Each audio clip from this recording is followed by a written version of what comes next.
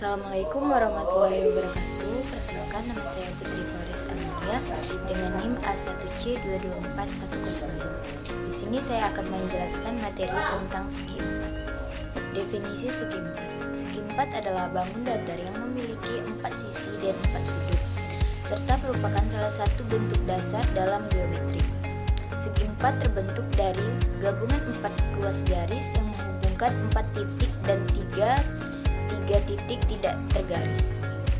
Teorema segi empat. Yang pertama ada jajar genjang. Jajar genjang adalah segi empat yang kedua pasang sisi berhadapan saling sejajar. Teoremanya, yang pertama sudut jajar genjang yang berhadapan sama besar. B. Sisi-sisi yang berhadapan pada jajar genjang sama panjang, dan sebaliknya jika sisi-sisi yang berhadapan pada segi empat sama. Kedua diagonal dalam jajar genjang berpotongan di tengah-tengah, dan sebaliknya jika dalam segi empat kedua diagonal berpotongan di tengah-tengah, maka segi empat itu adalah jajar genjang. Yang keempat, jika pada segi empat sepasang sisi yang berhadapan sepanjang dan sejajar, maka segi empat itu adalah jajar genjang. Yang kedua ada belah ketupat. Belah ketupat adalah jajar genjang yang dua sisi berurutannya kongruen atau sama panjang. Belah ketupat adalah segi empat yang kedua pasang sisi berhadapan sejajar dan dua sisi berturutannya sama panjang. Teoremanya, yang pertama, dalam belah ketupat diagonalnya membagi sudut-sudut sama besar, dan diagonal ini tegak lurus sesama. Yang kedua, jika dalam jajar genjang suatu diagonal membagi dua sudut sama besar, maka jajar genjang itu suatu belah ketupat. Yang ketiga, jika dalam suatu jajar genjang diagonal tegak lurus sesamanya, maka jajar genjang itu suatu belah. Tiga ada persegi panjang. Persegi panjang adalah jajar genjang yang salah satu sudut siku-sikunya. Persegi panjang adalah segi empat yang sisi-sisi berhadapannya sejajar dan salah satu sudut siku-siku. Teoremanya, dalam persegi panjang kedua diagonalnya sama panjang, dan sebaliknya bila dalam jajar genjang kedua diagonalnya sama panjang, maka jajar genjang itu adalah persegi panjang. Yang keempat ada persegi. Persegi adalah panjang yang dua sisi berurutannya sama panjang. Persegi adalah segi empat yang kedua pasang sisi berhadapan sejajar, salah satu sudut siku-siku dan dua sisi berurutannya sama panjang. Ada segi empat. Terdapat segi empat ABCD persegi. Setiap sudut persegi dibentuk trisektor yang membagi setiap sudut menjadi 3 sudut sama besar. Misalkan E, F, G, dan H adalah titik perpotongan antara garis trisektor dan garis trisektor dan garis trisektor dan garis trisektor. Dan jika keempat titik potong dihubungkan. Yang kelima ada trapesium. Trapesium adalah segi empat yang sepasang sisi berhadapan saling sejajar, sedangkan pasangan sisi yang lain tidak sejajar. Teoremanya, yang pertama, dalam trapesium sama kaki sudut-sudut alasnya sama besar. Yang kedua, jika dalam suatu trapesium sudut-sudut alasnya sama besar, trapesium itu sama kaki. Yang ketiga, jika dalam suatu trapesium diagonalnya sama panjang, maka trapesium itu sama kaki. Yang keempat, garis yang menghubungkan pertengahan kaki suatu trapesium sejajar dan memiliki sisi-sisi sejajar dan panjangnya setengah jumlah sisi sejajar.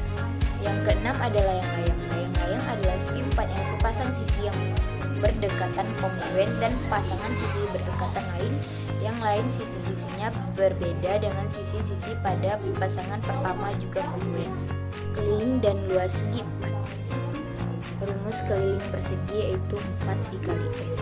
Pembuktiannya, di sini kita mempunyai persegi. Kita namakan persegi A, B, C, D. Jadi K sama dengan AB ditambah BC ditambah CD ditambah DM. K sama dengan sisi tambah sisi tambah sisi tambah sisi sama dengan K. K sama dengan 4 dikali S. Selanjutnya ada jajar genjang. Rumus luas jajar genjang yaitu alas kali tinggi. Di sini kita mempunyai jajar genjang. L1-nya bangun segitiga, L2-nya bangun persegi, dan L3-nya bangun segitiga. Di sini L3-nya kita pindahkan ke atas L1 dan kita buktikan bisa menjadi segi empat. Dan sudah bisa kita lihat secara jelas bahwa mencari luas jajar genjang adalah alas kali tinggi, sedangkan rumus mencari luas persegi panjang adalah luas panjang kali lebar. Jadi Rumus luas jajar genjang adalah alas keliling. Rumus keliling pada jajar genjang. Di sini kita mempunyai jajar genjang, kita namakan A, B, C, D. K sama dengan AB ditambah BC ditambah CD.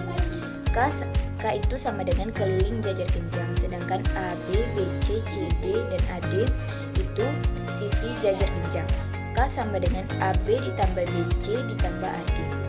AB itu sama dengan CD, BC itu sama dengan AD. Jadi K sama dengan 2 ditambah AB ditambah BC.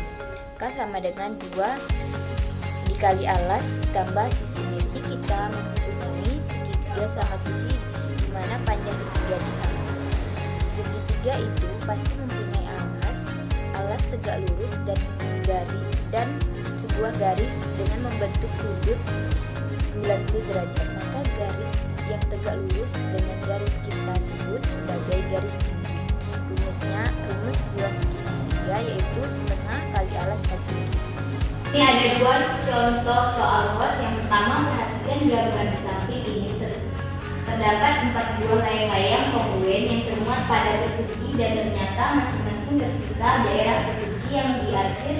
Jika panjang B sama dengan 3 akar 2 cm dan I 5 akar 2 cm, maka luas daerah yang diarsir adalah berapa cm? Yang diketahui P-nya 3 akar 2 cm. 3 akar 2. Terus I-nya 5 akar 2.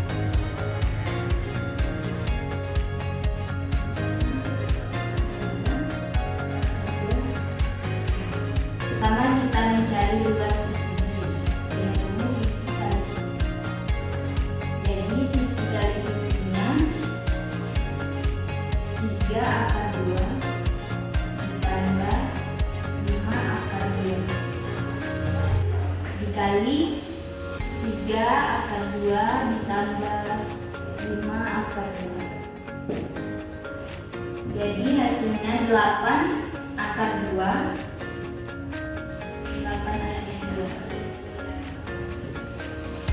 Hasilnya 64 dikali 2 sama dengan 122.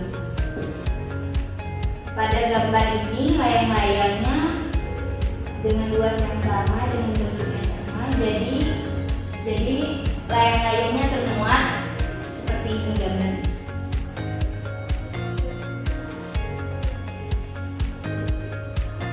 Layang-layang terbuat dari luas segitiga, maka kita mencari luas segitiganya tersebut dengan rumus alas kali tinggi dibagi 3 akar 2 dikali 5 akar 2 dibagi 2. Hasilnya 15 dikali 2 per 2 sama dengan 15. Jadi sekarang kita mencari luas layang-layang. Jadi luas layang-layang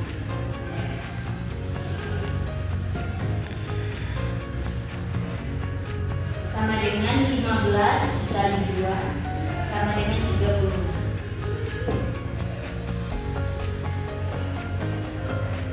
4 buah layang-layangnya kongruen, jadi 30 dikali 4 sama dengan 120.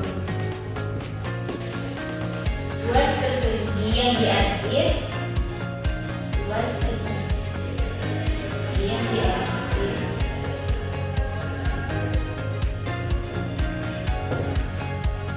sama dengan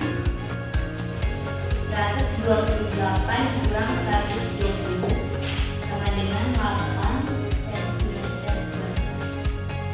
Jadi luas persegi yang diarsir sama dengan 8 cm.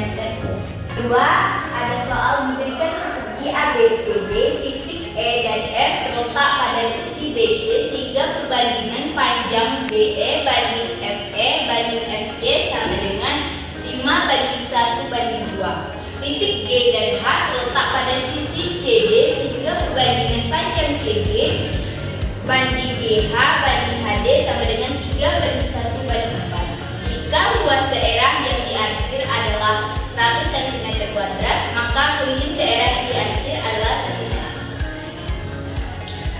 Jadi kita mencari luas yang diarsir. Luas ABCD dikurang luas satunya ini, luas 2, luas 3, ini luas yang diarsir. Jadi yang diketahui BE-nya 5, FE-nya 1, FG-nya 2.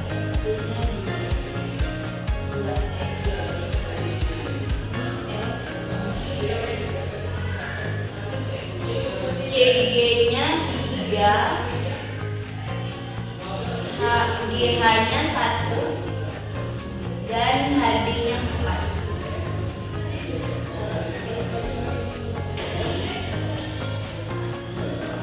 Jadi luas ABCD dikurang luas 1, luas 2, dan luas 3. Luas yang diarsirnya 100 sama dengan 8x² dikurang setengah 4x dikali 8x dikurang setengah 2x dikali 3x dikurang setengah 8x dikali 5x. 100 sama dengan 64x² dikurang 16x²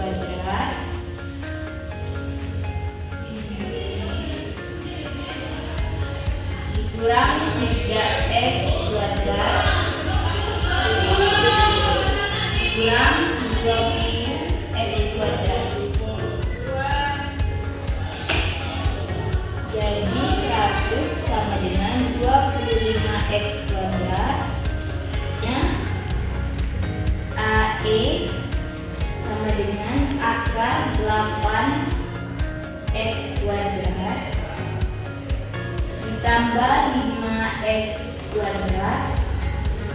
sama dengan akar 64x² 25 ditambah 25x² sama dengan x-nya x akar 89 sama dengan 2 akar 89. GF-nya sama dengan akar 2x² ditambah 3x² sama dengan akar 4x² ditambah 9x² sama dengan akar 13x². Jadi x akar 13 sama dengan 2 akar 13. Terakhir, menafsirkan luas bangun datar tak beraturan. Bangun datar tak beraturan merupakan benda-benda nyata yang ada dalam kehidupan sehari-hari seperti daun, batang pohon, penghapus, pulpen, telapak tangan, dan lain-lain. Bidang datar tidak beraturan, benda-benda tersebut dapat diketahui luas permukaannya dengan menggunakan konsep mencari luas pada bangun datar segi 4 dan segi 3. Pemaparan